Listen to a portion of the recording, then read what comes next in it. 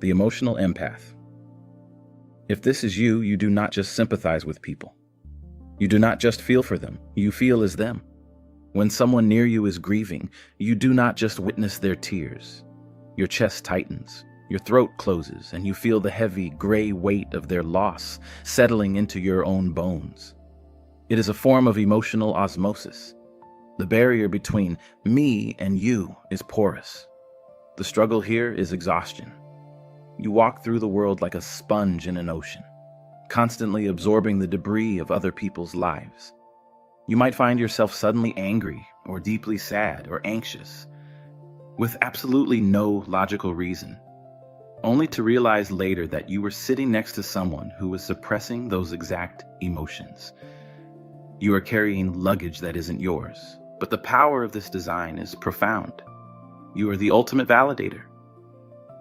In a world that is terrified of feeling, you are the one who can sit in the dark with someone and say, I am here.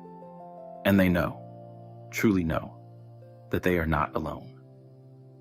You heal people not by fixing them, but by witnessing them. You process the feelings they are too afraid to feel themselves. You are the emotional filter for the collective, purifying the waters just by being present. The physical empath. This is where the phenomenon moves from the mind into the biology. The physical empath does not just pick up on moods, they pick up on symptoms.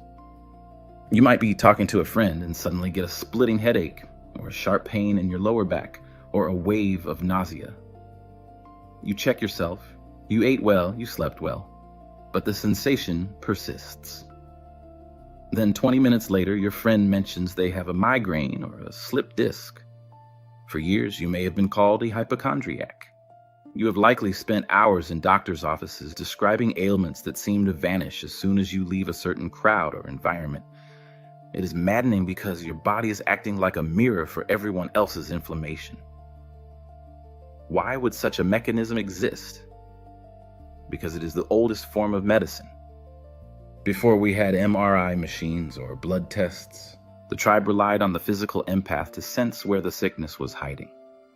You are a living diagnostic tool. Your body is an instrument so finely tuned that it vibrates in resonance with the discord in others. Once you learn to distinguish your own biology from the signals you are receiving, you stop suffering from the pain and start using it as information. The intuitive empath. If you are this type, you're a human lie detector.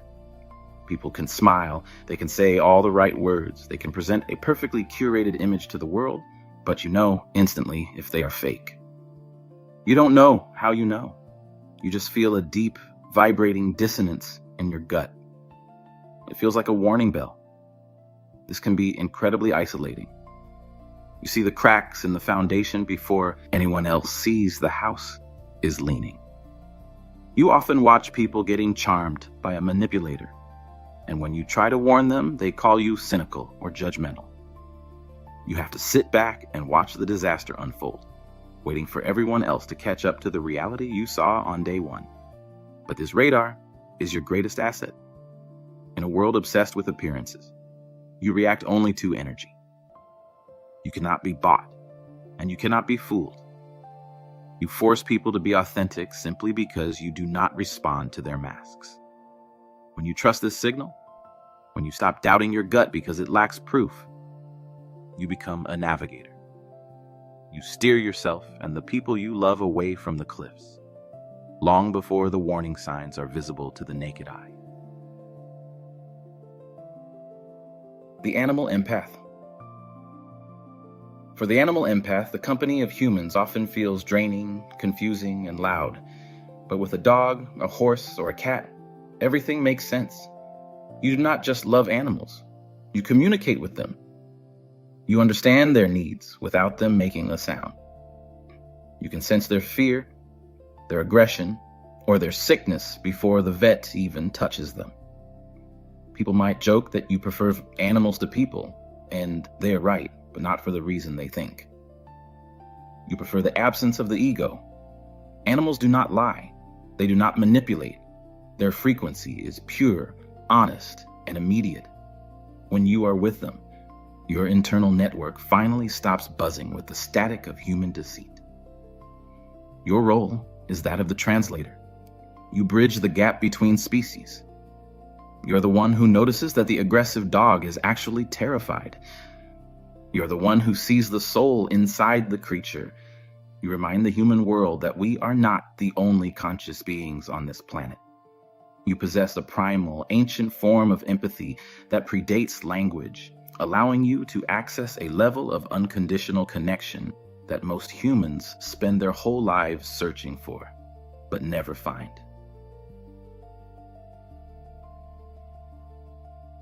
The plant empath.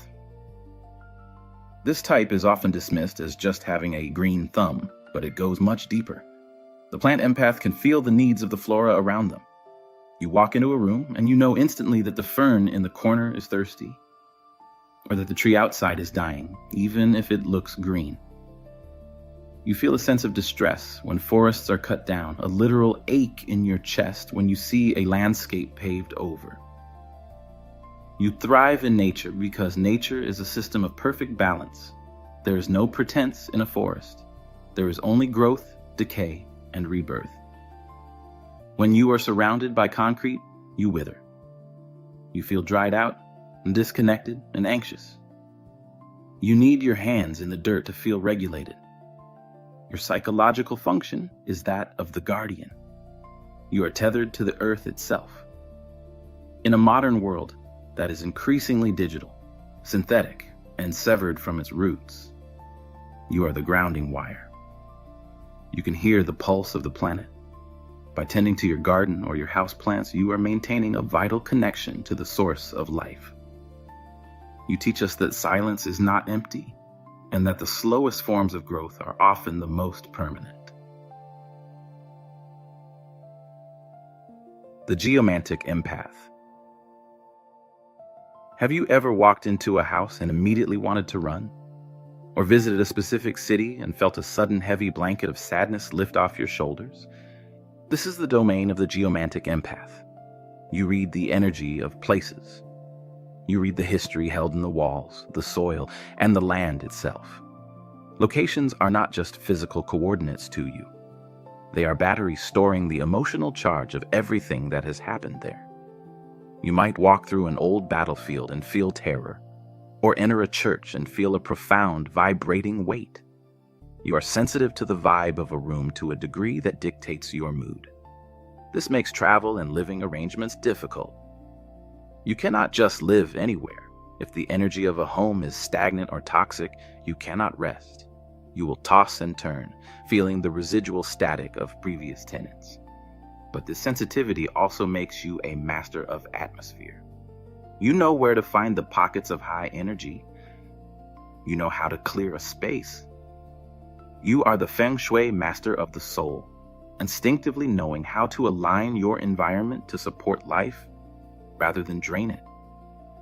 You remind us that we are not separate from where we stand. The mirror empath. The mirror empath is a rare and often misunderstood type. You do not just absorb energy, you reflect it.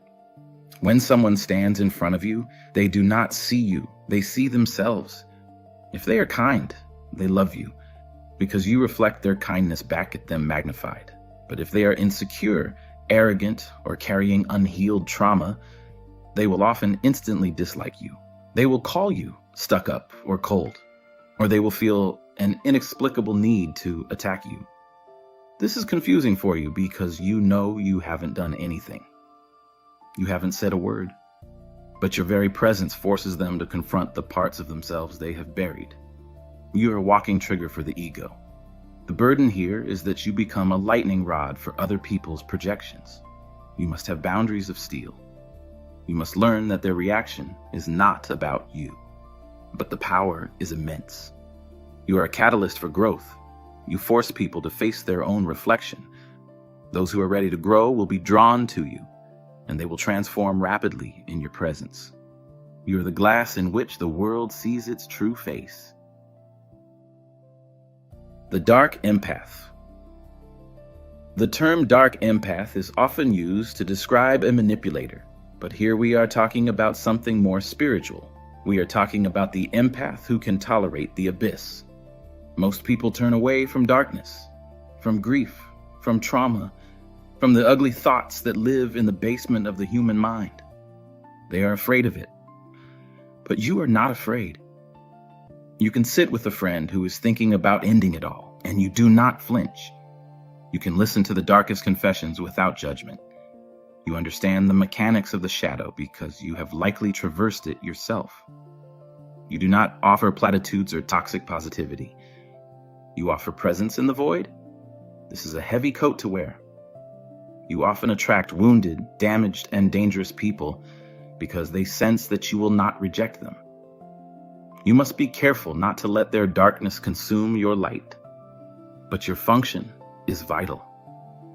You are the flashlight in the cellar. You are the only one who can descend into the pit to help someone climb out, because you are the only one who knows the way back. You prove that even in the deepest dark, consciousness can endure.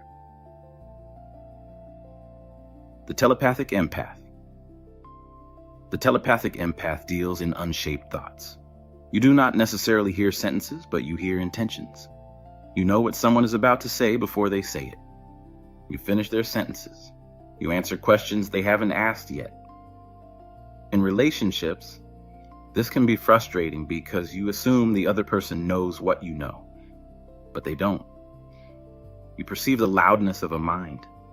Some people feel like a quiet hum. Others feel like a screaming television. You might find yourself exhausted in crowds, not just from emotions, but from the sheer volume of mental static, the wants, the judgments, the racing thoughts of strangers. Your skill is connection. You pierce the veil of separation. You remind us that language is a clumsy tool, a slow technology compared to the instant transmission of thought. When you are with someone you trust, the need for words evaporates. You can exist in a state of flow, a tandem operation where two minds move as one. You are living proof that we are not hermetically sealed units, but open networks constantly sharing data. The medium empath. This is where we step beyond the biological into the spectral. The medium empath is sensitive to the presence of non-physical energy. Call it spirits, call it ghosts, call it residual consciousness. You have likely felt this since you were a child. The feeling of being watched when the room is empty, or seeing movement in your peripheral vision. Society tells you this is imagination. It tells you to stop being silly, so you learn to shut it down. You learn to ignore the cold spots and the whispers, but the feeling never truly goes away. You are a bridge between the solid and the unsolid. The challenge is fear. It is terrifying to perceive what others cannot see. It requires a fortress of internal command to manage this door. But for those who master it, there is a profound lack of fear regarding death. You are the keeper of the memory, the one who acknowledges that the past is never truly gone, and that love can cross the divide of mortality. The dream empath. For most, sleep is a blackout, a shutting down of the system. For the dream empath, sleep is a second shift. You do not just dream, you travel. Your dreams are vivid, cinematic, and exhausting. You often wake up feeling more tired than when you went to bed because you have been processing emotions, solving problems, or visiting scenarios that felt indistinguishable from reality. You may dream of events before they happen. Déjà vu is your constant companion. You may dream of people you haven't seen in 10 years, only to get a text from them the next morning. Your unconscious mind is untethered by time or space. This can be overwhelming because you never get a true break. Your mind is always working. But the gift is access to wisdom that is inaccessible during the waking hours. You receive symbols and messages from the deepest parts of your psyche. You are the nocturnal explorer, bringing back maps from the other side of consciousness to guide your waking life. You understand that reality is just the tip of the iceberg, and the real work often happens in the dark. the Heyoka Empath. Finally, we reach the most potent and rare type, the Heyoka. This is a term from Native American culture referring to the sacred clown. The Heyoka acts as a spiritual mirror, but unlike the standard mirror empath, the Heyoka disrupts. You do things backward. You say the thing that nobody else will say. You use humor to shatter the tension. You are the glitch in the matrix. When people are stuck in a cycle of rigid thinking, you come in and knock over the board game. You force people to look at their hypocrisy by acting it out or making a joke of it. You are not here to comfort. You are here to awaken. People often find you confusing. You are intense, unpredictable, and entirely unconcerned with social norms. You trigger people's growth by shocking them out of their stupor. It is a lonely path because you are always the outsider, the one observing the absurdity of the human condition. But you are essential. Without the hate,